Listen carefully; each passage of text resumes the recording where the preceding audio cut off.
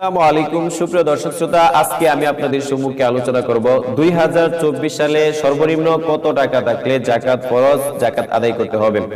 যে যেখান থেকে আমাদের অনুষ্ঠান শুনছেন এবং দেখছেন প্রত্যেককে আন্তরিক শুভেচ্ছা এবং মোবারকবাদ জানাই। সুপ্রিয় দর্শক শ্রোতা, 2024 সালে সর্বনিম্ন 1,05,325 টাকা থাকলে যাকাত ফরজ এবং অবশ্যই যাকাত আদায় করতে হবে। সুপ্রিয় দর্শক শ্রোতা, নিত্য প্রয়োজন পূরণ করে ঋণ মুক্তি হওয়ার পর যদি কারো নিকট 7.5 তোলা স্বর্ণ অথবা 52.5 তোলা রূপা থাকে, অথবা এর নেশাব পরিমাণ নগদ অর্থ থাকে, অথবা এর নেশাব পরিমাণ ব্যবসায়িক পণ্য থাকে, 1 বছর পূরণ হয়, তার উপর যাকাত ফরজ, অবশ্যই যাকাত আদায় করতে হবে। সুপ্রিয় দর্শক শ্রোতা, আসুন আলোচনা করা যাক 7.5 তোলা স্বর্ণ এবং 52.5 তোলা রূপা বর্তমান বাজারে কত, 2024 সালে কত টাকা। 20 মার্চ 2024 আন্তর্জাতিক বাজারের উপর নির্ভর করে বাংলাদেশ জুয়েলার্স সমিতি বাদুশ কর্তৃক প্রকাশিত সর্বশেষ বিজ্ঞপ্তি অনুযায়ী জানা যায় 22 ক্যারেট, 21 ক্যারেট এবং 18 ক্যারেট, এর আগে পরে আরো কয়েক ক্যারেট রয়েছে। আমরা মধ্যম ক্যারেট 21 ক্যারেটের উপর আলোচনা করছি। 21 ক্যারেট হলমার্ককৃত 7.5 তোলা বা 7.5 ভরি স্বর্ণের মূল্য 7,96,055 টাকা।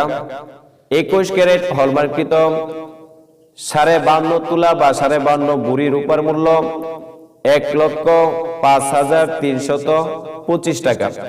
সুপ্রিয় দর্শক শ্রোতা, আমরা জানতে পারলাম বর্তমান সময়ে 7.5 তোলা স্বর্ণের মূল্য 7,96,055 টাকা।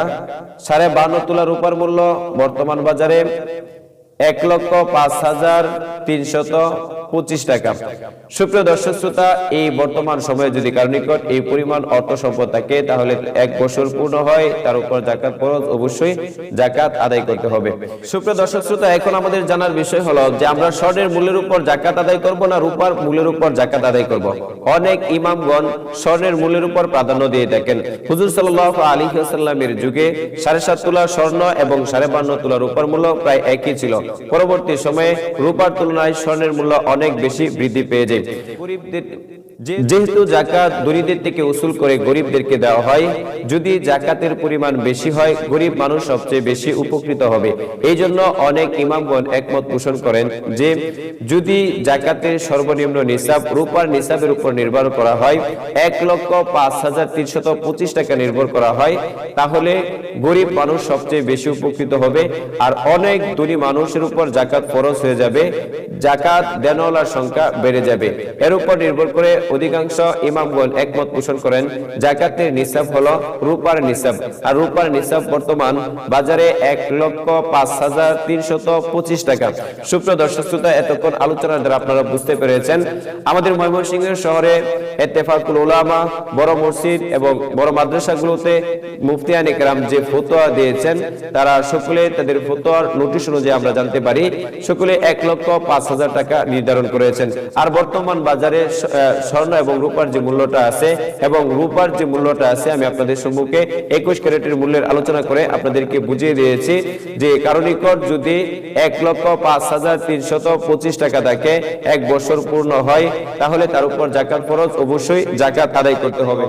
সুপ্রিয় দর্শক শ্রোতা, অনেকেই ভাবেন যে যারা সরকারি চাকরিজীবী আছেন, বড় লোক আছেন, বড় ব্যবসায়ী আছেন, তাদের উপর যাকাত ফরজ, আমাদের উপর যাকাত ফরজ না। সুপ্রিয় দর্শক শ্রোতা, এরকম না। যারা এই পরিমাণ সম্পদের মালিক আল্লাহ তাআলা তাদেরকে করে দিয়েছেন, তাদের অবশ্যই যাকাত আদায় করতে হবে। তাদের ডিলিমিসি করলে হবে না, অন্যের দিকে তাকালে হবে না। আপনি আপনার সম্পদগুলো হিসাব করেন।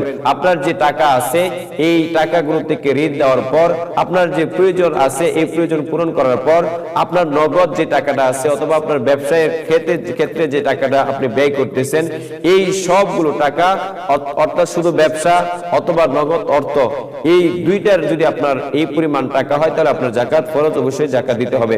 সুপ্রিয় দর্শক শ্রোতা, কারো কাছে 7.5 তোলা স্বর্ণ নেই অথবা 52.5 তোলা রূপা নেই এবং 1,05,325 টাকার মতো নগদ দোকানে পণ্য নেই এবং 1,05,325 টাকা তার নগদ ব্যাংকে বা নিজের হাতে অথবা অন্যের কাছে কর্জ দেওয়া এরকম টাকা তার কাছে নেই, কিন্তু স্বর্ণ, রূপা, ব্যবসায়িক পণ্য এবং নগদ অর্থ মিলে যদি কারো নিকট 1,05,325 টাকা পাওয়া যায়, তাহলে তার উপর 1 বছর পূর্ণ হয়, তাহলে তার উপর যাকাত ফরজ, অবশ্যই তার যাকাত আদায় করতে হবে।